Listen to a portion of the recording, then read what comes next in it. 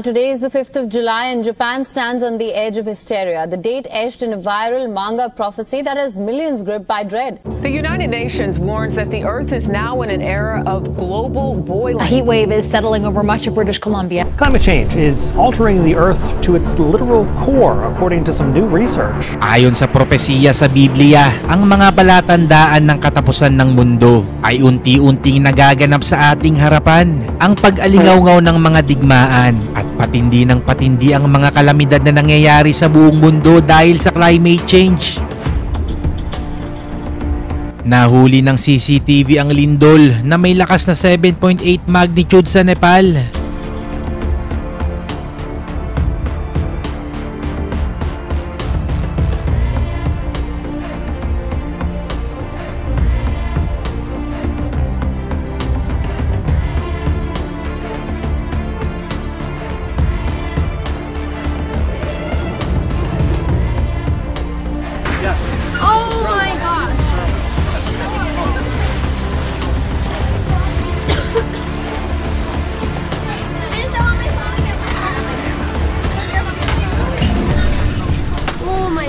You're recording this, right? Yeah. Oh.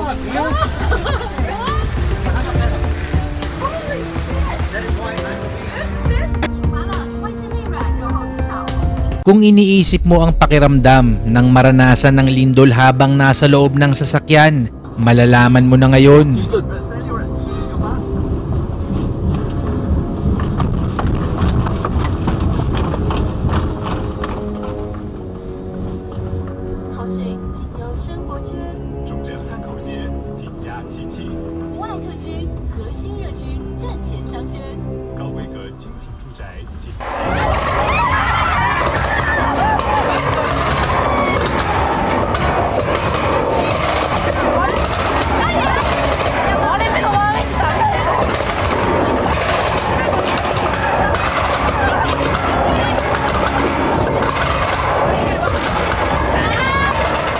Ang mga nakakamanghang tagpong ito ay napuna sa Sichuan Province sa China.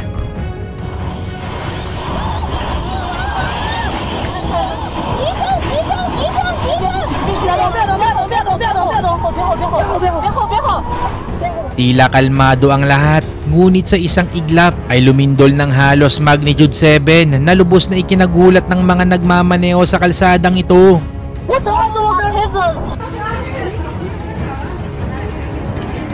Tranquilo, tranquilo. Tranquilo. No pasa nada. Respiren, respiren.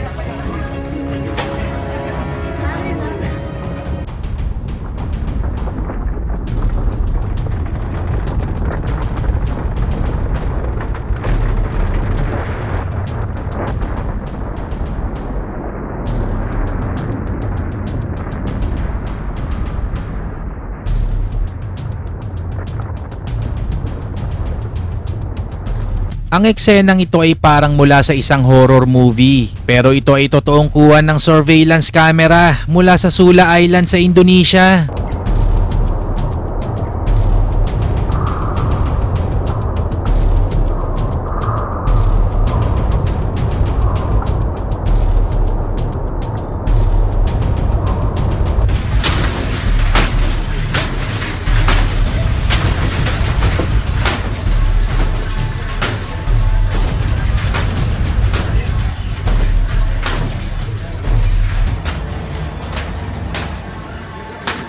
Evacuar todos.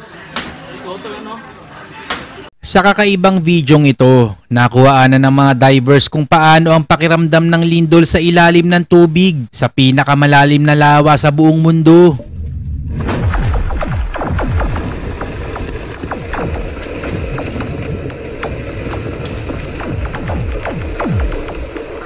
Isang aso ang nakaramdam ng lindol bago pa ito mangyari.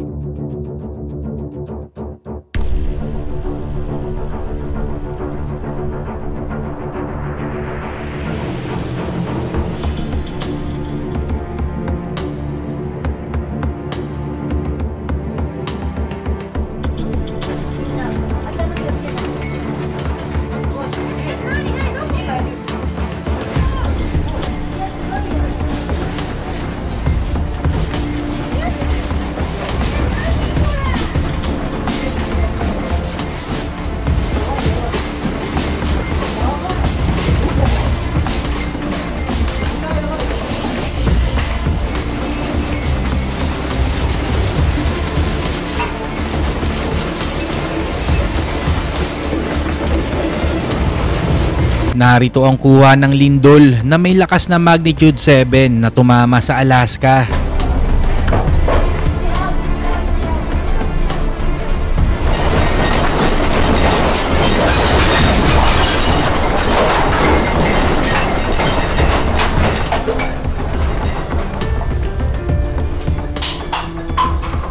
Narito ang kuha ng lindol mula sa loob ng isang gusaling mataas sa Tokyo.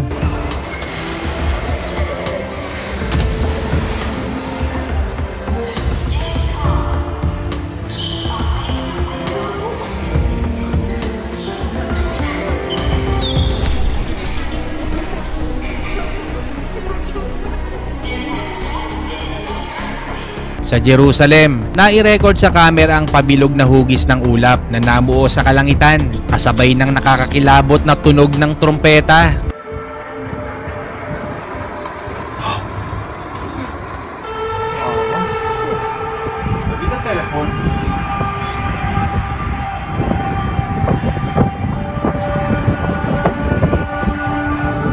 Kakaiba na talaga ang nangyayari sa China. Kamakailan lang, napabalita ang hindi karaniwan na pag-ulan ng uod sa isang syudad doon.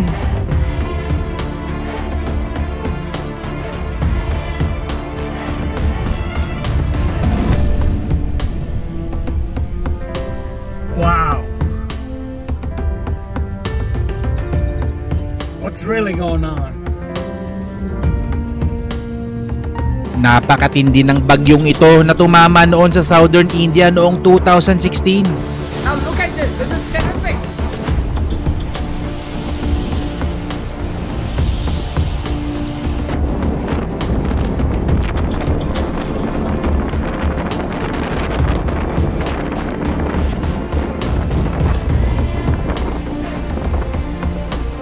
Nakuhaan sa dashcam ang isa sa pinakamagandang kuha sa tornado habang ito ay nabubuo.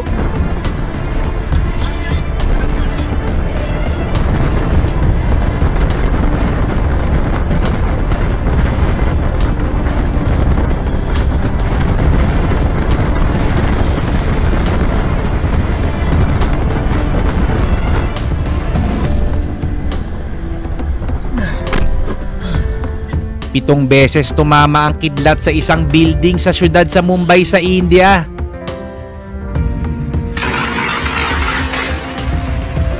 Nasorpresa ang driver na to sa New Mexico nang manalasa ang napakatinding hailstorm.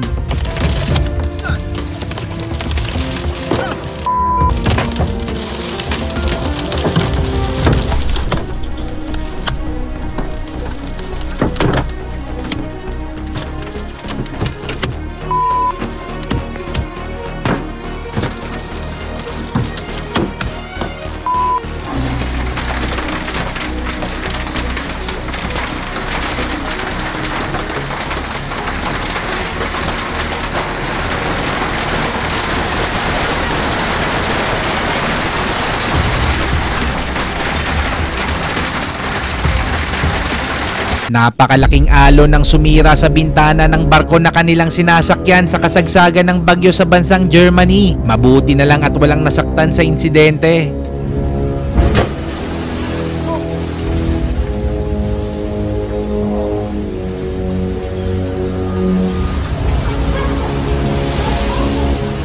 Ganito kalakas ang 140 kph na hangin mula sa bagyo na nakuhaan sa Brisbane, Australia.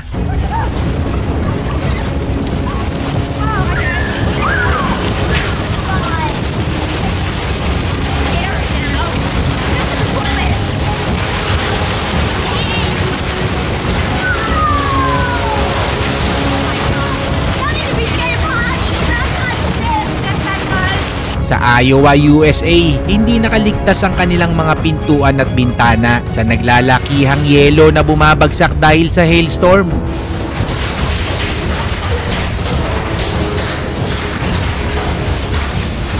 Oh my God! It is coming in huge. Hide, Ma, hide! Rock out. Watch your feet. Nabalot ng takot ang masaya sanang outing nang tumama ang isang lindol dito sa Maynila.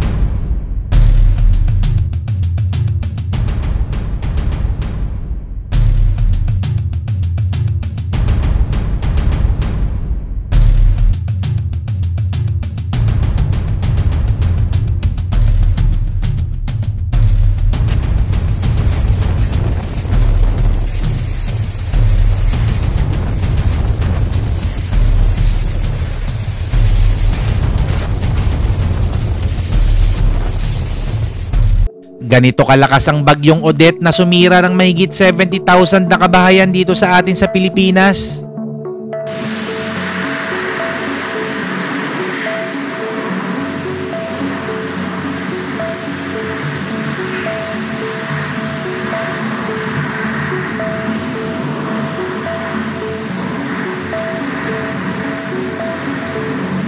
Singlaki ng bola ng tennis ang tipak ng yelo na bumabagsak mula sa hailstorm na tumama sa isang syudad sa Amerika.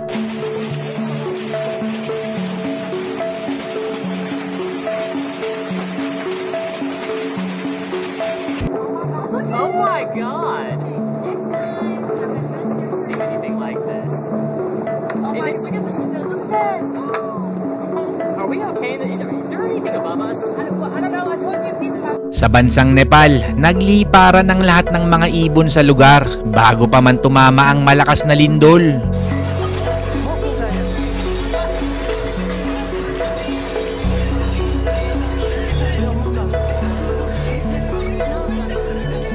Halos mabalot ang kalangitan sa lugar nila dahil sa usok na nagmumula sa wildfire sa California. This is what we're looking at. Look at that plume of smoke. Look at that. Wow.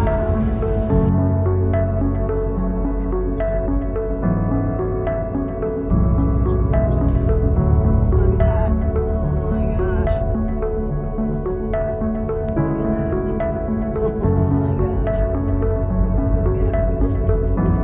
Kuha mula sa CCTV ang pamiminsala ng malakas na tornado sa isang bangko sa ibang bansa.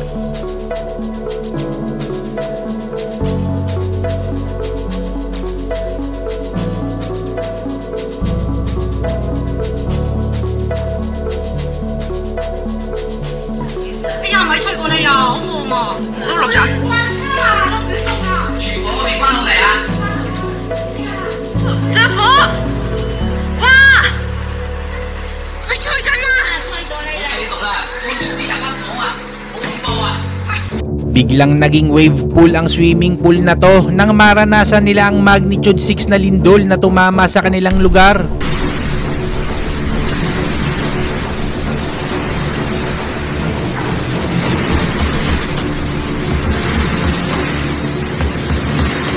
Eksaktong nakuhaan nila sa kamera ang pagputok ng isang bulkan sa bansang Spain.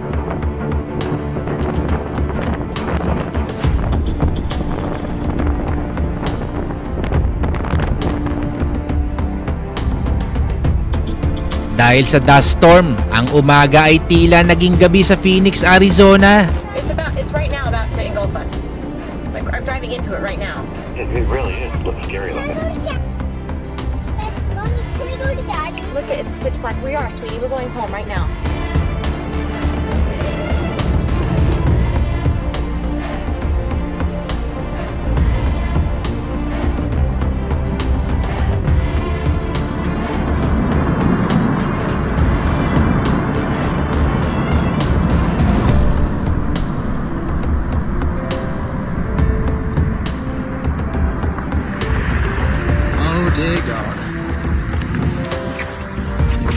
Sa India, nagbagsakan ng malalaking tipak ng bato na sumira ng mga sasakyan at tulay. Wala naman na iulat na nasaktan sa nasabing insidente.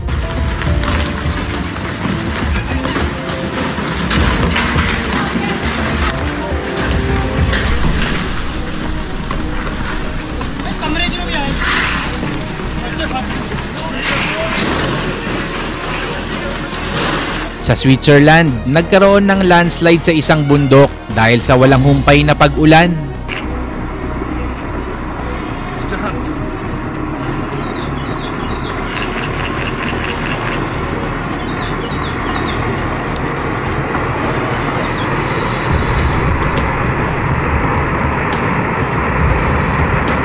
Noong 2010 sa Canada, misteryosong biglang naging kulay neon green ng isang ilog doon.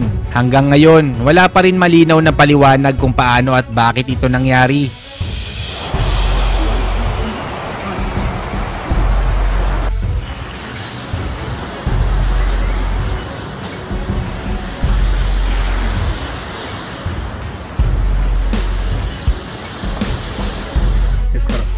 circle in the ice. It's been set here, spinning around for a few hours. I saw it earlier and thought I'd come back and take a little video and share with everyone. Sa unang tingin pagkakamalan mo itong snow. Ito ang tinatawag na toxic foam blanket na namumuo sa mga tabing dagat dahil sa mataas na industrial pollution kagaya na nangyaring ito sa lugar sa India.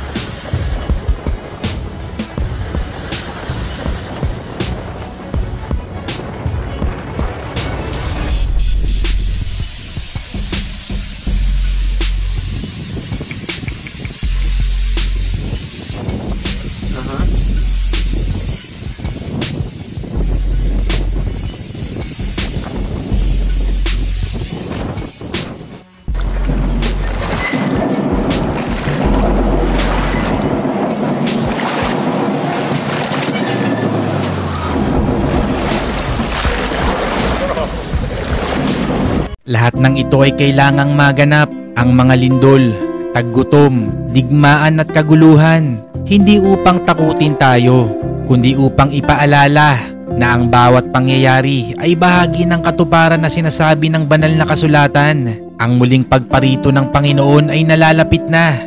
Ang tanong, handa ka na ba?